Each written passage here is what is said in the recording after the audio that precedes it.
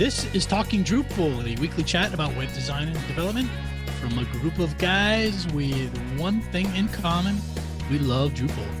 This is episode 289, Lighthouse Scores. Welcome to Talking Drupal. In this episode, we explore how to use Lighthouse to understand your Drupal site better and improve its score. And we'll learn more about what that score is in a few minutes. I'm Stephen Cross, and joining me today, almost as usual, Shane Thomas. Hey, Shane, what's up with you? Not much. Almost as usual, at least the last 3 weeks. Exactly right. This will be the last time for a while, though. But no, it's things are going well. I've been reading a new book called "Working in Public: The Making and Maintenance of Open Source Software." So cool. It's been a good book. But what I really like about it is it's well designed. It's by Stripe Press, and just the stuff they put out is really, there's almost like a design element to it as well. So it's pretty cool. And there's they also have a magazine, which is like an actual print publication you can buy called Increment, which has a whole bunch of software topics. And I ordered that because I'm just excited about it. Looks really well designed. Same kind of thing where it's on topics like software testing or. Is it kind of like a book apart kind of thing? Are you familiar with them? Yeah, I think it's kind of is like that, a little bit different as far as this magazine's concerned, but I think it's a similar type of thing. I love Book Apart. I wish there was one of those for a more dev-centric environment where you would like these little small books that were focusing on tech stuff. Yeah, no, I mean, I think these magazines are a little bit more broader tech-focused topics, so it's not, maybe the specific you're looking for, but I don't know. I'm excited to check them out. They should be getting here this week. That makes me that's super interesting. I look forward to seeing those links in the resources section. Steven's comment also makes me wonder if Jeffrey Zalbin listens to our podcast. Jeffrey, let us know. Yeah. So that voice is John Picozzi from Oomph, and anyone listening on the pre-show here, our patrons saw John just come in at the last second. Have you had a second to take a deep breath? Yeah. Well, Shane was telling us about his book. I've decompressed from my computer woes. Okay, so what's new? So much. So DrupalCon's next week. Looking forward to that. But also, the Drupal event organizers working group has been hard at work doing a bunch of cool stuff. But I wanted everybody to know about their public meeting, which is taking place on Tuesday, which is, if you're an event organizer, you should join the public meeting. It's basically an update on what's going on with the event organizers working group and a chance to kind of compare notes with other event organizers. It happens every once in a while. And, I think, you definitely want to show up if you're organizing an event. Okay. Organizers, be there. Nick Laughlin. There you go. Nick, what's up with you?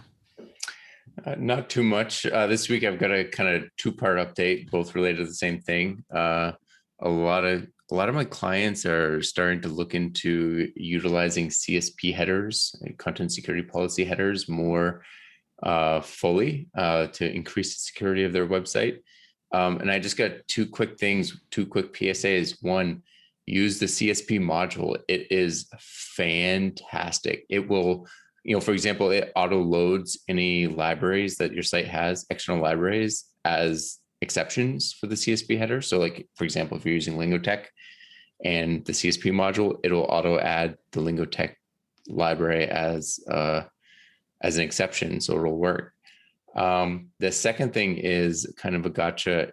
If you do any sort of ad blocking or use a pie hole and you have CSP headers, make sure somebody not on your network tests the site before you push it live. Otherwise, certain tracking scripts will stop working. So make sure you get somebody that's not you to check any CSP configuration, because it will break. Oh, 1/3 bonus PSA. When you install the module, you have to enable self-perform action. Otherwise, the CSP header will prevent you from submitting forms, which will prevent you from submitting the form that allows you to change the CSP headers. So you will be locked out of your site and have to edit the configuration manually. So make sure if you enable form actions, enable self. It's interesting you bring this up. I've been dealing with security vulnerability reports in the past few weeks myself.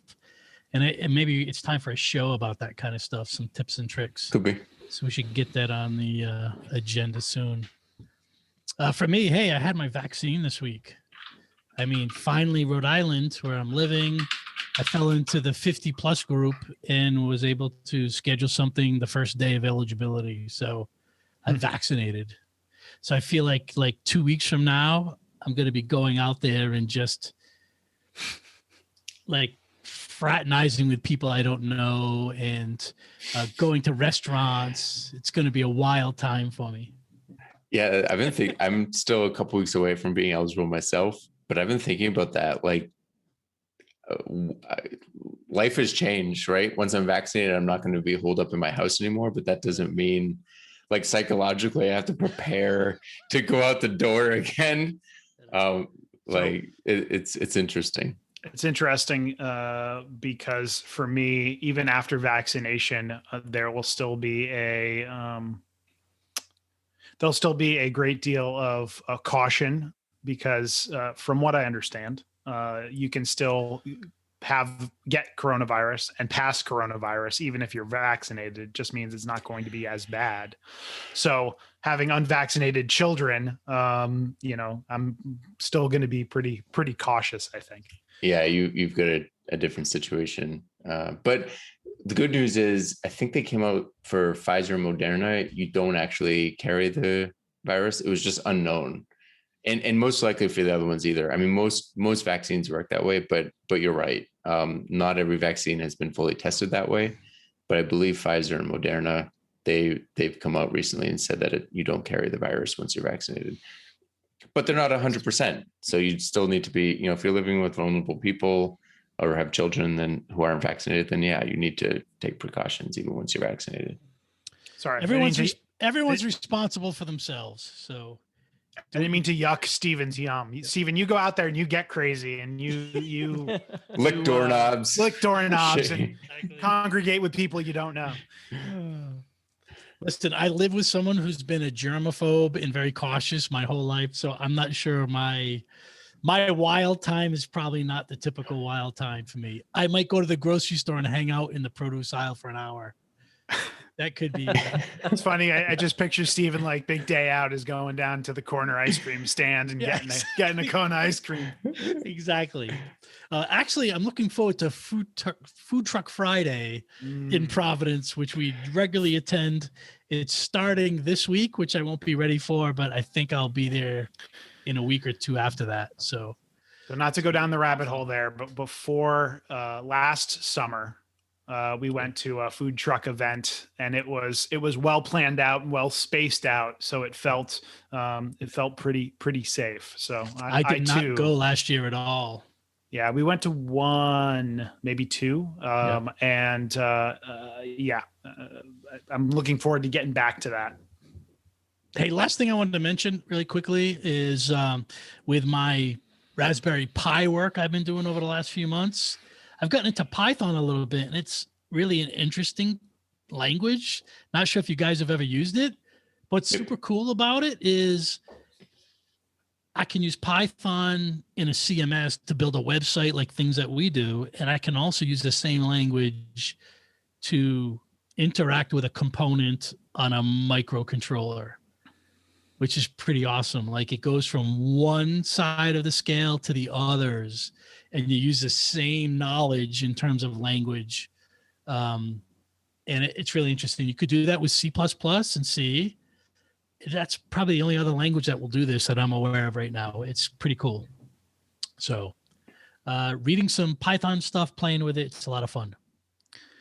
So let's move on to our stories. First up is... Yeah, so there's a story that Jacob Rockowitz posted. It's called To Drupal or Not to Drupal. I am against paid modules, but for paid contributors and profitable organizations. And and for those, I think he's been on the show probably before, I'm guessing, but definitely really active in maintaining the web form module and probably among other things that I'm not aware of. But sounds like the organization that he works for is moving away from Drupal. So he's kind of at this crossroads of, do I stick with the organization I've been with for 20 years and move on with them? Or do I try to, stay in the Drupal community?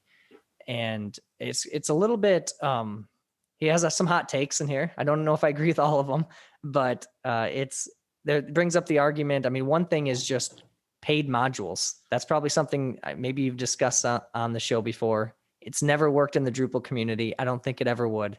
I don't think it will either. I mean, that's one of the differentiators between WordPress and Drupal. WordPress has several paid modules, a ton of paid themes, and Drupal just never has. And like you said, I don't think it ever will. I mean, I think this is a great article. One of the things that really was interesting to me was he mentions wanting to continue to encourage individuals to use Drupal and modules freely and without even contributing back necessarily. Obviously encouraging them to contribute back, but not really worrying about individuals that use it and don't contribute, but finding a way to really kind of deter that with organizations. So agencies that make money off of Drupal, finding a way to really push for them to contribute back.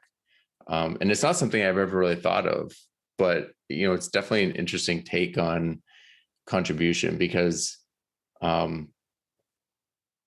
it's a way to prevent the tragedy of the commons, I guess. There's organizations that make hundreds of thousands of dollars a year using Drupal and benefiting off the Drupal ecosystem and never even contribute a ticket back to the Drupal ecosystem. They kind of just build a site, charge money for it, and I think he calls them leeches.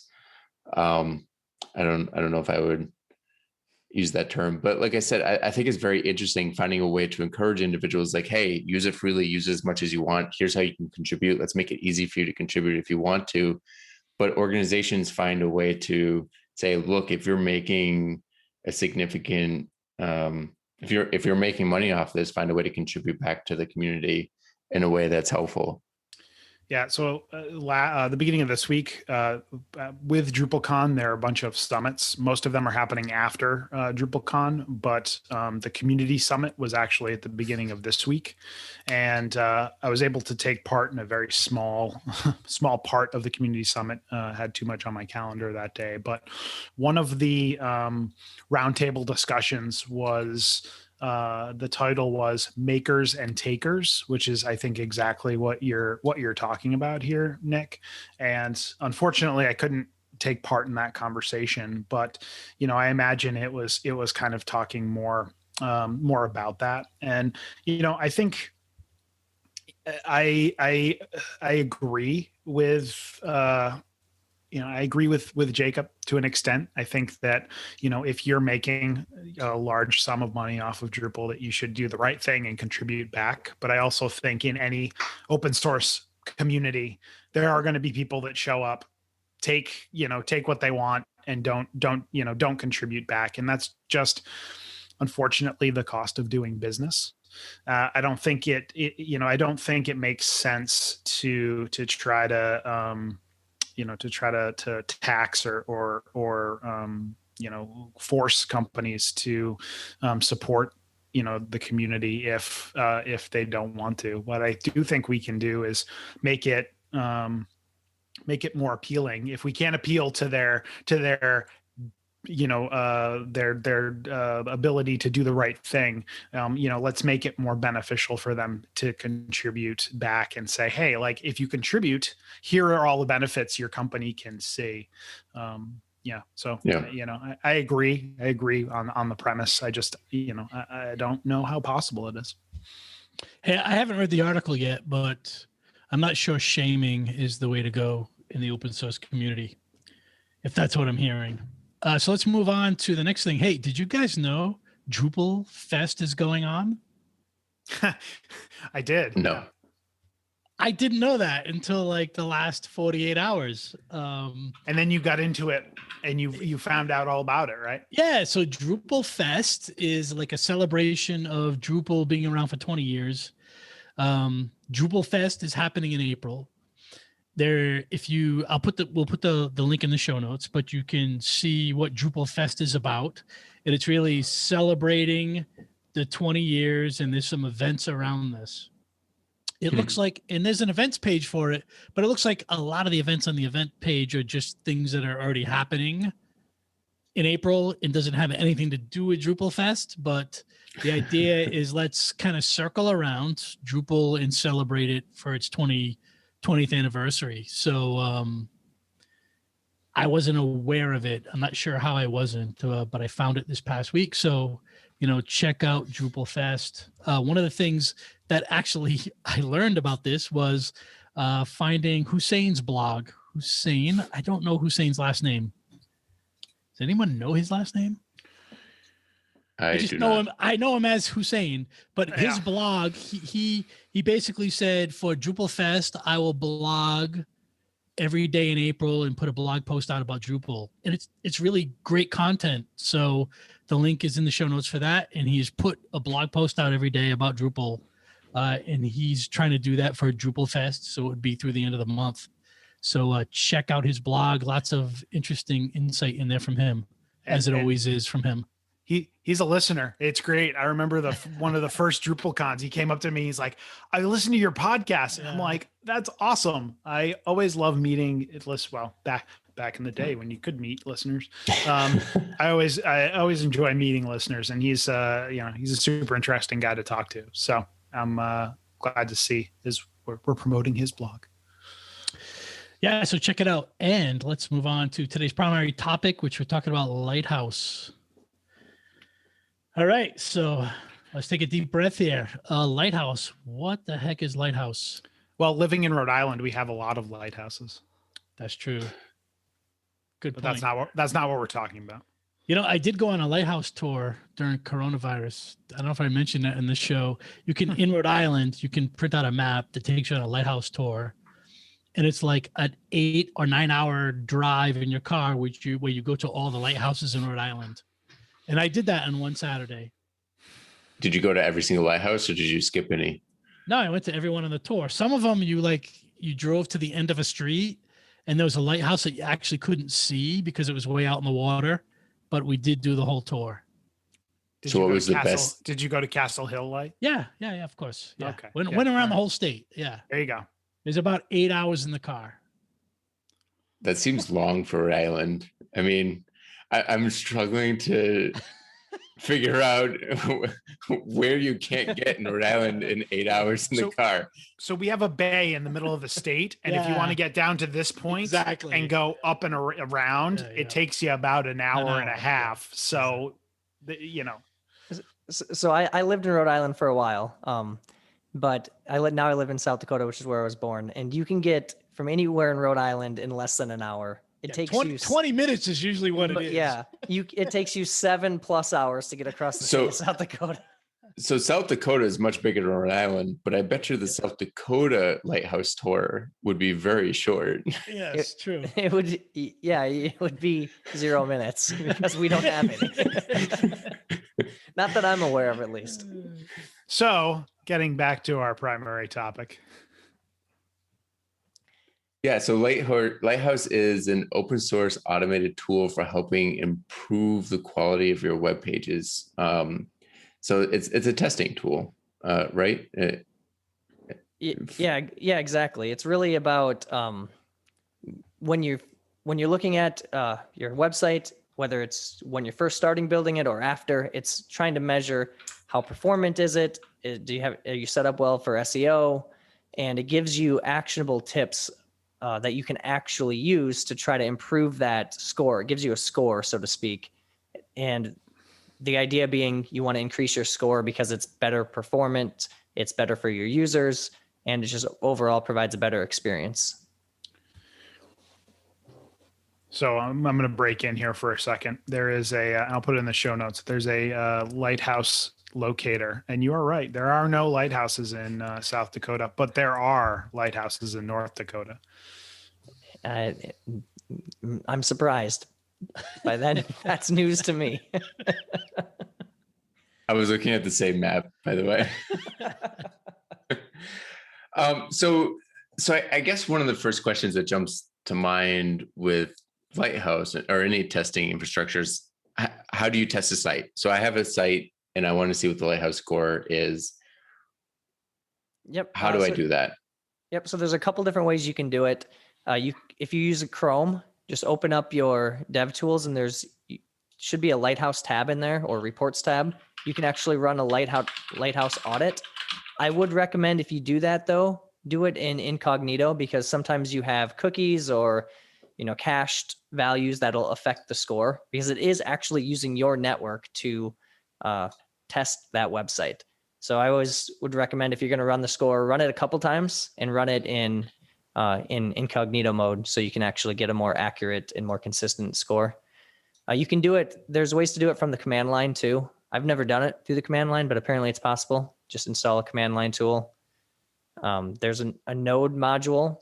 So for instance, you could see this if you've ever used Gatsby Cloud, which not saying anyone here would have, but if you have, there's any of your builds get run through Lighthouse automatically. And I'm guessing that's done through the node module. So anytime you make a change, it tests your Lighthouse score on based on what the changes you made, and it gives you that report, that audit.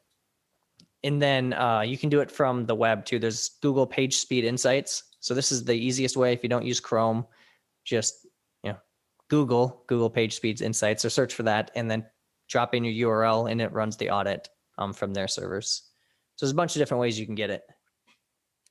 And how often do you run that? I mean, you said that when you do a Gatsby build, it runs automatically, but how is it something you do weekly, monthly? So if you were using Gatsby Cloud, it's on every pull request or basically every change on your site gets run through it because some changes would affect the score, right? If you added a tracking script, It might slow down your score and then you can figure that out. If you're doing it just on a general website, I would recommend doing it a few times during the development process after you launch and then periodically. There are sometimes updates to Lighthouse, so your score can change over time. The requirements seem to get harder and harder to get to. They're not making it easier. They're getting more strict, but it does seem to change a little bit.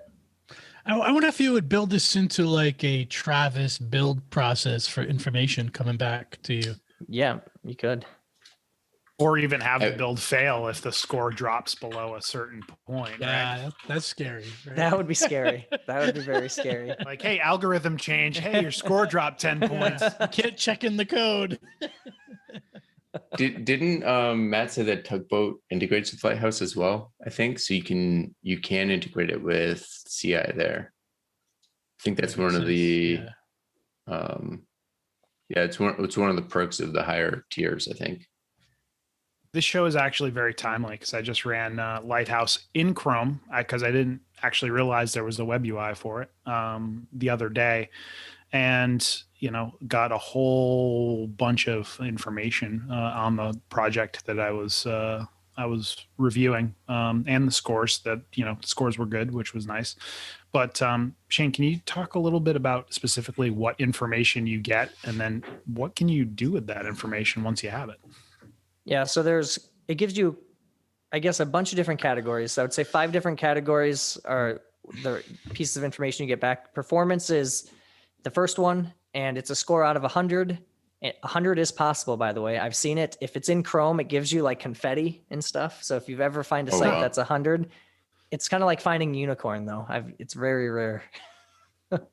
But so it's out of 100, and it gives you actionable ideas of how to improve that score. So it might tell you that your JavaScript's taking too long to load, and here's some things you might be able to do to fix it, or you're not using the appropriate sized images, and things like that. There's accessibility scores to try to do some general accessibility checks to make sure that your site's accessible. There's general website best practices. I don't know exactly everything that comes back with best practices. Most of the time, it seems like that score is pretty good out of the box. So I've never really dug too much into that. SEO is another thing, just making sure that you're doing things in general that will promote you to have good SEO on your site. And then there is a category for, is your site a PWA or a progressive web app, which would mean, is it available offline after someone visits it, things of that nature. So those are the 5 core pieces of information you get. And it does allow you to run the report either from mobile or desktop. So that's a nice touch too. If you do it from Chrome, I think you have to select it, but if it's from the web UI, it gives you both. So you can kind of tab through and see the results of both of them in one browser window. I expect the first time you run this Lighthouse, you might be shocked at the results. So you kind of end up with this baseline score of where you are. And how do you get that? And what do you do to move forward with that number? Yeah, I would always suggest running it a couple times because, as I said, network conditions can affect your score a little bit. But running it a few times, thinking about how your users use your site. If most of your users are mobile, well, then you probably should make sure your mobile score is improving a little bit. If you are a site that, maybe it's more of an intranet site, almost everyone uses it as a desktop or something, maybe you don't care as much about the mobile experience. And the desktop score, especially for performance, is usually a lot higher because your desktop is faster than your mobile device. But another thing to keep in mind is this is really important if you're, I know a lot of Drupal sites are nonprofits, for instance, and they might have a lot of traffic from countries with worse network connections. So then your score is even more important. The amount of data you're sending across the network is important. And so you got to think about who your user is a little bit. It also links you to specific. So I just ran it against a site that I haven't really touched in a while. It links you directly to like modules that you could install that would improve the score, or discussions in the documentation on ways to improve specific pieces. So it's really in depth. I mean, that kind of blows me away that it's linking to actual documentation. Like many times you run a page speed thing and it's like, hey, aggregate your JavaScript, and then it's left to the reader to figure out how to do that. Whereas this, I think, would link directly to documentation on how to do that in Drupal. So somebody who's not even super technical can figure it out. It actually gives you Drupal specific documentation. Yeah. Yeah. I actually just ran it too. It did not used to do that. Wow, that is pretty impressive. cool. Yeah, I guess I wasn't aware that it did that. I guess I haven't ran it on a Drupal site in the last few months. It might, so there are, in the last year or so, there's been a couple of releases, and that's probably, quite a bit of improvements I'm guessing they're making over time. Hey, I've got a question here for you guys. I've run into this where a customer has sent me a Lighthouse report and said, hey, you need to take care of these items. And I'm wondering how you guys have addressed that, because some of them, they're a customer and they're like, hey, I want to get 100 on this. And how do you deal with that situation? John, I expect you have probably run into this. Budget. I'm just wondering how you guys have addressed that. And I've gone through situations where I've had to really meticulously document, the recommendations and things that we could do and not do, and the reasons why we couldn't do them. And it really turned into a headache for me as the developer. So I would take the snippet of this podcast where Shane said, 100% are like unicorns, and just play that on repeat to that client looking for the 100. But I will say, the site I ran at the beginning of the week, we had just launched. Admittedly, it was a Gatsby site. And, it did very well. It got like a 93s pretty much across the board. So, I think coming back to them if they're getting, 60s and 50s and, 40s and 30s or something like that. It comes down to, hey, like, listen, this is something we can tackle over time, right? So Yep. let me see what the, what did you get back for the scores? Okay, here are the scores, here are the improvements we can make. And then, Nick hit the nail on the head, right? It's like, we're not going to do it for free, but, we will, systematically go through these things and figure out which ones make the most sense, which ones are going to give us the most impact. And then, some of the things like you said, Stephen, you got to document it and be like, here's why we can't do this, because it's going to take us 100 hours and it's going to only bump the score like 2 points. And approach it from the tracking side too. I mean, one of the biggest things that's going to kill your score is Google Analytics and other tracking scripts. And so maybe if they're looking at that, that might be a way to convince them to not have 35 tracking scripts so Nick, on the homepage. you just kind of threw that in there without describing that. So sorry, you just said, hey, if they have a lot of tracking scripts, it's a big problem. So dig into that a little bit then. Yeah. So one of the things that it's looking at, like any performance thing, is third-party libraries that are being loaded. And I mean, tracking scripts or ads, those are notoriously the slowest requests on any page. And Lighthouse isn't purely speed, right? But that's one of the big factors. And so the more trackers you have on the site, the worse it's going to score. So I think the important thing there is to note that, like, you can have those trackers. It's just making sure that you're loading them appropriately. So using something like Google Tag Manager to load those asynchronously, or or load them asynchronously is something that can be helpful in improving that score. But yeah, I mean, at the end of the day, if you have 100 different scripts that are running on your website, it's probably going to slow things down. Yeah, John too. And I also find that some websites are loading scripts that are doing the same thing and people don't know it, right? Mm-hmm. They're adding scripts and tools to their website that are all giving them similar data. And it's replicated work that doesn't need to be there. So that's one of the reasons we recommend, like, streamlining things, right? Streamline into Google Tag Manager, so that way you can see all the scripts you're running and make sure you're not running like 6 scripts that do the same thing, or 2 scripts. Shane, I think we both cut you off. So. Yeah, well, I got a couple things I want to bring up here. First of all, I like Google Tag Manager a lot, but it's also very dangerous, because I've seen sites get broken because of certain scripts get put into Google Tag Manager. So I've seen, parts of Gatsby sites not loading because they put a script in and all of a sudden they left it for a couple of years and that service doesn't work anymore. And so now things stop working. Wait a second. Because it is.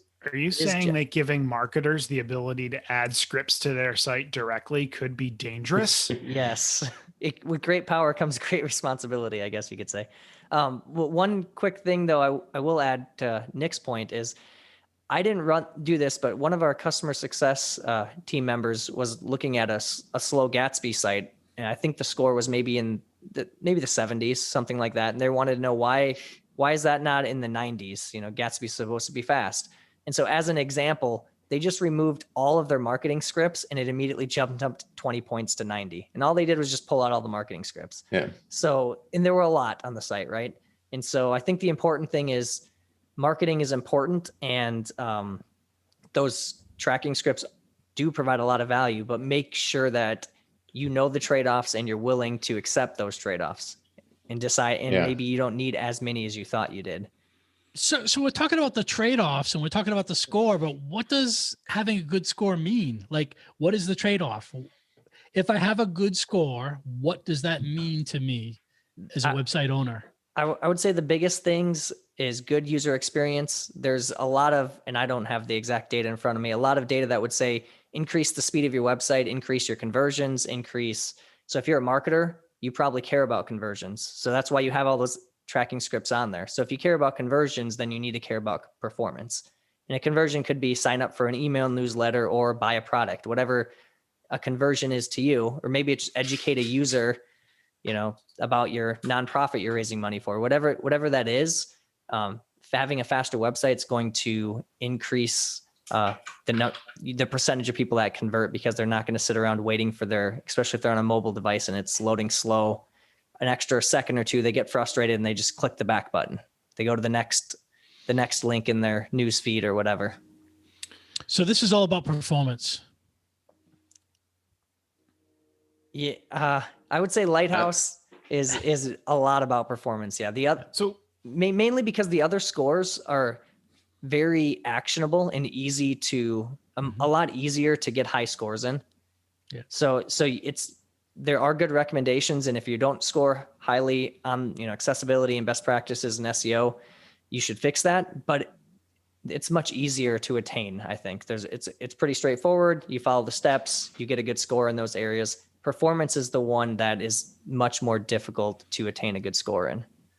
Right. And especially, that becomes more of a concern as you have more media rich sites, right? The more people that are adding, the more images to the site and the more videos to the site, that all reduces your performance. So, I can see why performance is so expensive here. No, is so important here.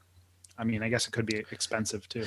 Anyway, so let's focus in a little bit here on let's take Steven's example, right? We have a client, they've come to us and said, hey, my score is really awful on my Drupal site. What can I do to improve it? Right. So a couple key areas we've outlined here, and we can kind of talk through these one by one, right? So performance, you can take some basic steps to improve performance, right? So first and foremost, caches, right? Make sure your site's being cached appropriately, not over caching, not under caching, just right caching, the Goldilocks and the Three Bears principle of caching, if you will. John, what's over caching? Yeah, I'm curious about that. Well, I mean, sometimes you have instances where sites and to be fair, I guess this probably is more from the admin side of things than the actual end user side of things. But, having too many caches, right? So somebody puts 3 caches in front of their site, like your site may be cached to the point where it becomes hard to maintain, or, you end up, they end up conflicting with each other in some way, which is not great either. So, that's what I mean by over caching your site. Any other thoughts on caching? Like, I mean, obviously caching is a good thing. We want to make sure that our caches are well tuned and, serving us correctly. I mean, no, I think that's probably one of the biggest things that you can do if it's not been done. I mean, if you aren't aggregating and setting a cache on Drupal, turning that on will improve things dramatically. And then each layer after that is progressively more complex, like adding Redis or Memcache or Varnish. Those will improve speed as well, but they're significantly more complex than just turning on the inherent caching in Drupal. That leads me to a question. Is Drupal caching enough? For a good Lighthouse score? Probably not. Yeah. Okay. Steven's shaking his head no. I would guess not. I don't have any data to prove that. But yeah, I'll run it against my website right now and tell you what the score is. I'm okay with being embarrassed. It's a 6. So give me 2 minutes. So once we've got our cache in place, we're using something additional to the Drupal cache. CDNs are like the big thing right now, right? And for those people that don't know, a CDN is a content delivery network, something like Akamai or Cloudflare. Fastly is another CDN, and a lot of the CDNs actually provide a caching layer as well as a distribution node. What is your feeling on CDNs? I mean, everybody, I'm assuming is in favor. Is that fair to say? Yeah, I mean, the general idea is it's just rather than getting served from one server, it's moving the content closer to where you're requesting the data from. So it doesn't have to travel as far. So it's just going to speed up the delivery of things like images and, content and media and all that, even CSS files, JavaScript files. So you can get it a lot a lot being, milliseconds faster, but milliseconds with a lot of different resources start to add up. I think in the Drupal world today, if you should at least be on some CDN. Yep. Yeah. For a Drupal website. I don't disagree with that. I always love the example of the international US based company that has their website hosted in like Virginia somewhere, but they have clients in Beijing or China in general. And they're kind of wondering like, why can't they get my website faster? Like it's so slow. And I'm like, well, look at a map. Like here's the hop all the way back to Virginia. Like a CDN alleviates that because usually you might have a server in Beijing, you might have a server, somewhere else in Asia.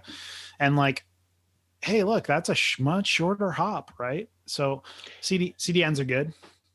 So I just ran it against my site, which I've done no performance tuning or anything, and it came back with 89. So, all right. I mean, is it just it's a Drupal site? That's pretty good. Yeah, it's a Drupal site. I mean, it's got caching turned on, but that's it. Nothing. Yeah, I would imagine you're not overusing a lot of images, and you probably don't. I don't think you have 13 tracking strips, Nick. Just knowing you. The page that he tested actually just says hello. The page he tested just says hello world.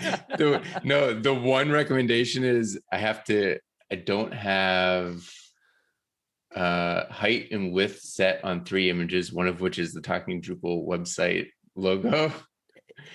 And then it's saying that I need to. Did you run the desktop? Inline my.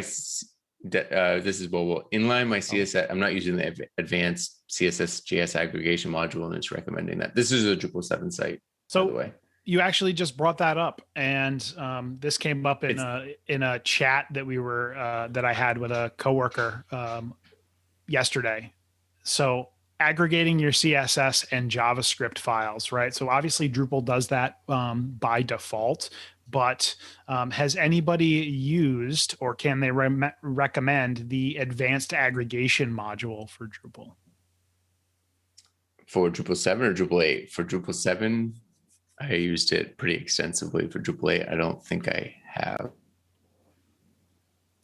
Okay. So, yeah, it doesn't sound like anybody's using that. How was it for Drupal 7, Nick?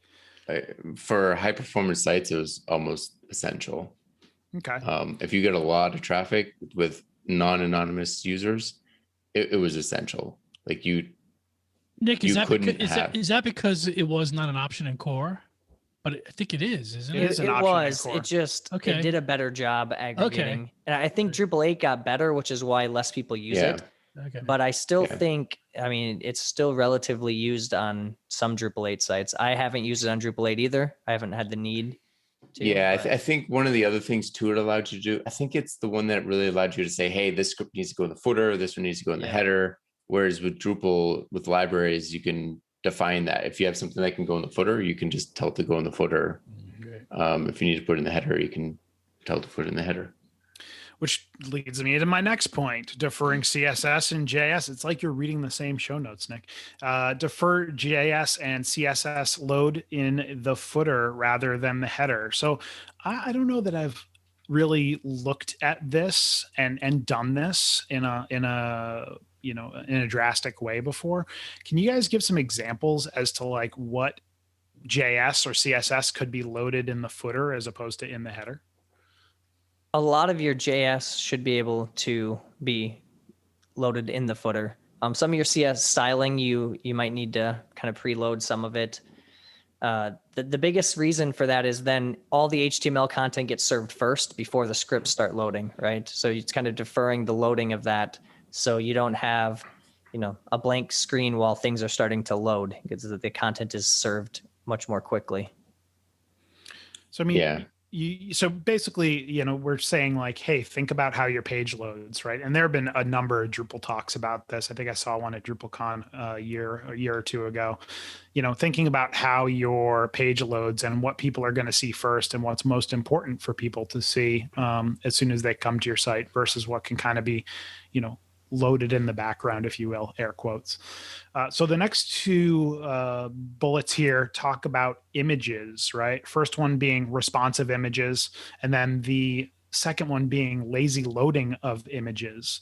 So one module around responsive images, right? So everybody knows, like, we should be using responsive images. Don't load an image that's too big for the area that you need it to be. Load a derivative that, that'll help cut down on size.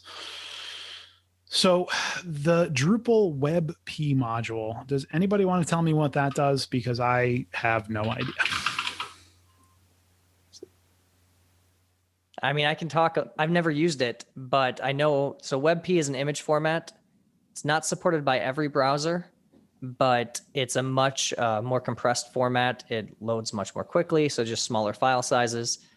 And I believe that what the WebP module does is it allows you to generate the WebP version of the image, and then if the browser supports it, it uses that version rather than the the JPEG or PNG version. Oh, so it's doing dynamic switching on that, which is nice, right? Because you don't want your website not to work if it doesn't support that version of the image. So I imagine it's using the picture tag. Yep, I believe so. Yeah, to do that, and they're about 30% smaller.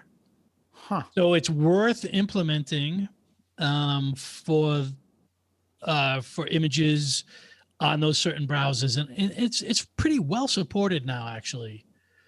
Much better than it was in the last couple of years. I imagine the Internet Explorers of the world aren't supporting it. That's probably where support falls down. Is that accurate?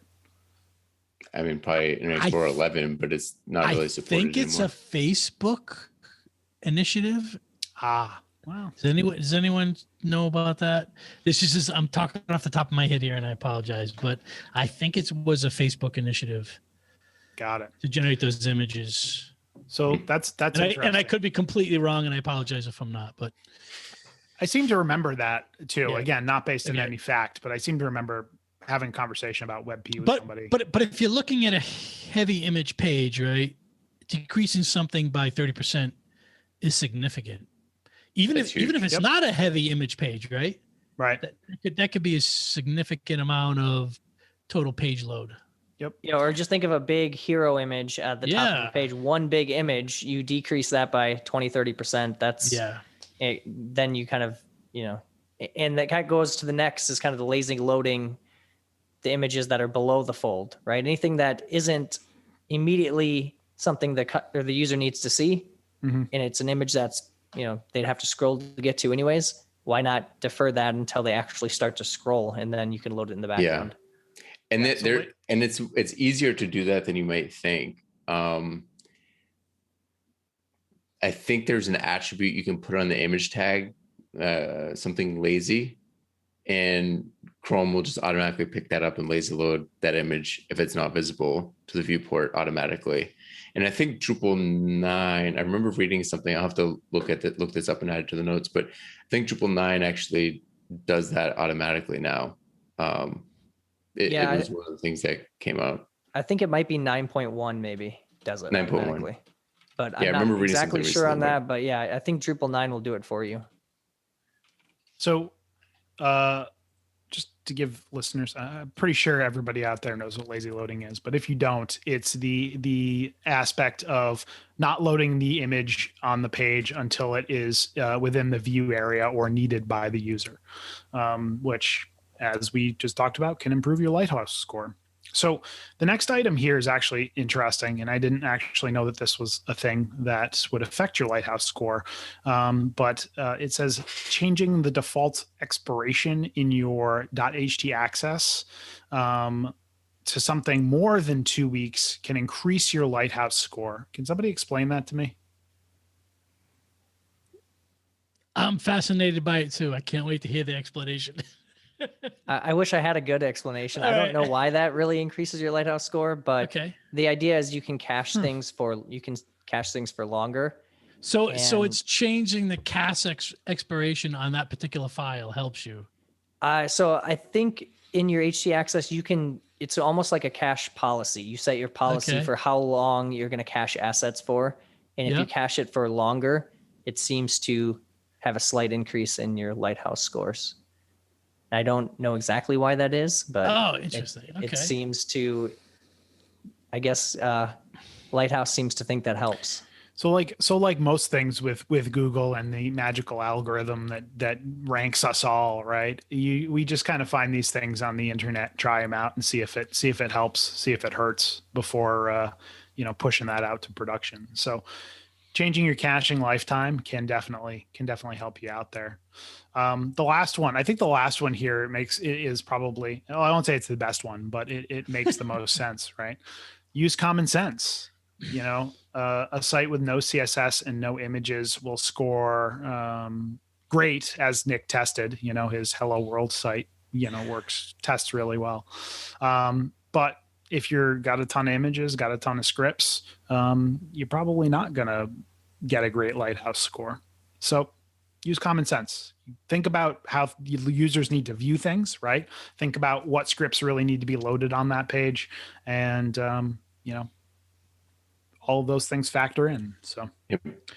I'm sorry, but I'm not buying the common sense thing here. Helps you, because when you get that score and you look at it, it's not common sense that helps you figure out those problems. I get the common sense is the less scripts, the better your score is, and some of those basic things. But when you see that score and you need to increase it, to me, because I've been in that position, it doesn't feel like common sense helps me solve those problems. No, but I mean, the section title is how to improve your score. So like when you get that score, right? So that client comes to you, Stephen, because that's the whole premise for this section, right? Yeah. And they're like, I need to improve my score. The first thing you're going to do is you're going to look at their site and go, well, you're loading 200 JavaScript, items here, and you have 60 images on this page. So clearly we got to do some optimization here to get that score down. Yeah, and if you think about it, if you're building a site like Pinterest, I've never tested their Lighthouse score, but if you're loading tons of images on the page and you want them to load without lazy loading, and you need them to load right away, maybe a 98 score isn't attainable. And maybe you really want that heat map. Your marketing team really wants that heat map or that A/B testing tool, and those kill your scores. So it doesn't mean you shouldn't use them. It's just the goal is, I think, to make you aware that those have trade-offs. And so those trade-offs are then, you factor that in when you're making decisions, and you talk to the client and say, you're at a 60, we can probably get you to maybe the mid 70s. But if you want to be green, you'd have to make major changes to your website that you're probably not willing to make. And it might actually result in a worse experience for users. Right. 100 score might be great, but like we said, just take out all images and all CSS and you'll get 100 or close to it, but that might not be what you actually want. Shane, you just brought up something that's really interesting, is that unlike some of the other Google tools that you run where you need to have control of that website to run them, you can run a Lighthouse score on any website. Yeah. Yeah, absolutely. Right. So unlike the webmaster tools where you have to put a key in and control it, you can shame people, right? I ran it against your website I ran it against your website when I ran against my website. Okay. If you want the comparison. Yeah. What was it? It's a WordPress site. What is it? So on mobile, you're 82. My mobile is 89. Yeah. Desktop, mine is 90. Yeah. And yours is 98. Oh, there we go. Whoa. But it's also a great barometer, right? Because you can say hey, my competitor got a 73 and I got a 80. So I'm doing better than he is. Yeah. So that brings up the question, what's a good score? And the answer clearly is, if it's less than 100, then I think the answer is, it depends. It really depends on what you're trying to achieve with the website. I think one takeaway is, if you haven't thought about performance or thought about SEO seriously before, the answer is you can improve whatever score you currently have today. But you have to look at what you would need to change to improve the score. and determine if it's more valuable. Like Shane was just saying, if the marketers need to have a heat map in order to make wider reaching changes as part of an initiative, well, that's going to hurt your Lighthouse score. But maybe that's something that you do temporarily, or maybe you do something where you A/B test it. You put the heat map only sometimes so that the majority of your users get a great Lighthouse score, but 10% of them, they get the heat map and they lose 20 points on their Lighthouse score. Or you have a site that's just very heavy on, you're logged in, you're building, there's websites that you can do 3D modeling in your browser. Well, that's never going to get a good Lighthouse score. But if you take away...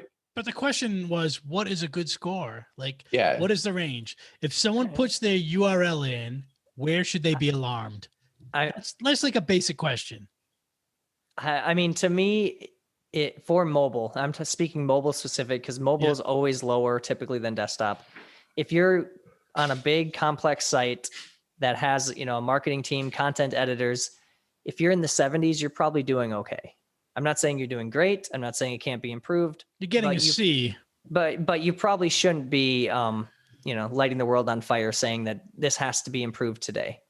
It's also like beauty is in the eye of the beholder, right? So if you're going and getting a Lighthouse score on your site, you might be okay with a 70 if you have, you understand why you're getting that score. Or you might say like, no, this score is unacceptable. We need to make sweeping changes to get to an 80 because that feels better to whoever the owner is of the site. So Google is the creator of Lighthouse. So if Google is giving me a 70 and they're giving other people 80s and 90s in the same characteristic, why would I feel good about it? I'm not following that. Like, well, I think it's also, you have to look at your competitors. Like if you and your competitors are all 70s, right? Okay. Then that's probably okay. But if your competitors are all 95s and you're 70, well, that means they're probably doing something differently. My point there is the analysis of it, right? So if you're getting a 70 and the site that you're looking at or the page that you're looking at has a lot of images, is loading a bunch of tracking scripts for various reasons, and that's an acceptable risk to you, then you may be okay with that 70. You may say, okay, well, I understand why it's happening because I got a crap ton of images, I got a crap ton of scripts, right, but that's what I need this page on my site to do. Gotcha. Right? And Lighthouse is giving you the insight as to why it's a 70, I guess, is the value there. Yeah. Right. You also have to remember that Lighthouse is a Google product. So what are they getting from pushing people to a higher Lighthouse score? They're gaining some benefit from that.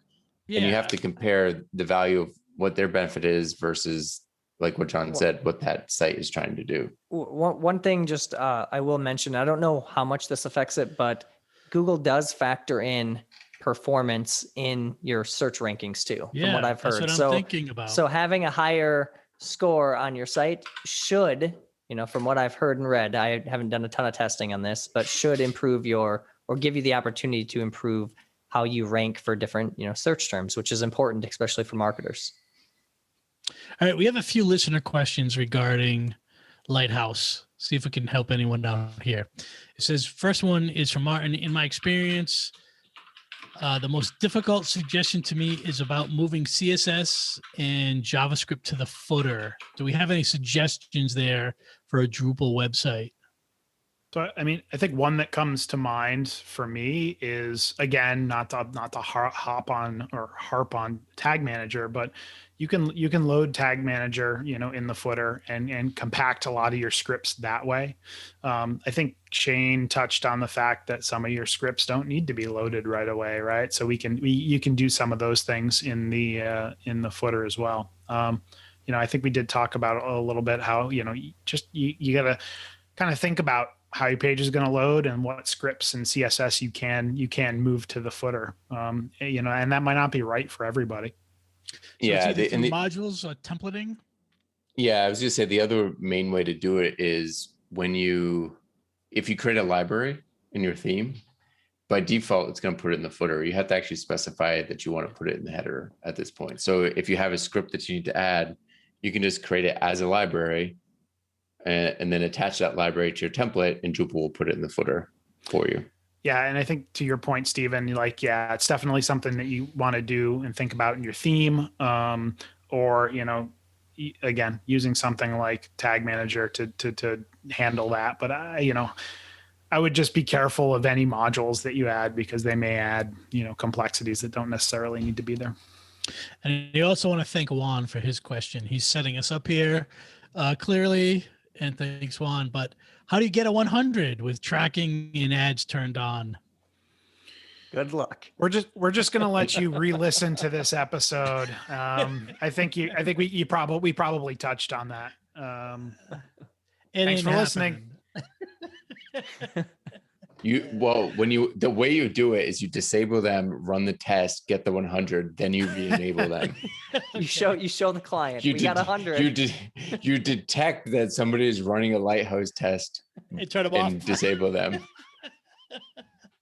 Yeah, it's kind of the URL, right? Coming in. Isn't that the VW way of passing the exhaust regulations? They're very much in conflict with each other, though, right? Like 100% and like marketing scripts, tracking scripts, ad scripts. Like they're very much like butting heads all the time. So very interesting. Yeah. If request URL is. Yeah.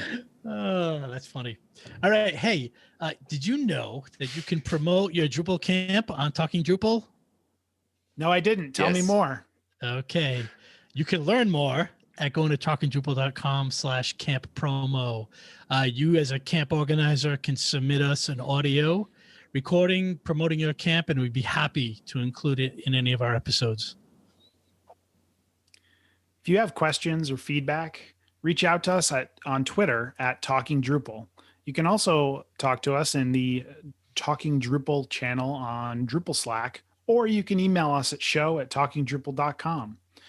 You can get show updates by signing up for our newsletter at talkingdrupal.com/newsletter. And thank you, patrons, for supporting Talking Drupal. Your support is greatly appreciated. You can learn more about becoming a patron at talkingdrupal.com and choosing the Become a Patron button, and you'll get to listen to today's significant pre-show banter. So, Shane, today is your last show as a guest host. Thank you for joining us. How has your experience been? Yeah, it's been fun. I feel like I'm just really getting the hang of it. So now it's we won't get to use these new skills. But anyways, no, it's been a great time. Thanks for having me. I smell a Gatsby podcast coming to your earbuds soon. It's been discussed, but nothing in the works. Yeah, you have a gift. You have a gift for the Gab on a podcast, Shane. So thanks for joining us. If people wanted to connect with you, how would they do that? Best ways on Twitter, smthomas3, or LinkedIn. You can also probably guess my email address at codecrowdy.com, so you can do that too. I might respond. I don't respond to everything, but some things. Okay. Good luck. John, how about you? Folks can find me at DrupalCon next week on the interwebs. You can catch up with me there.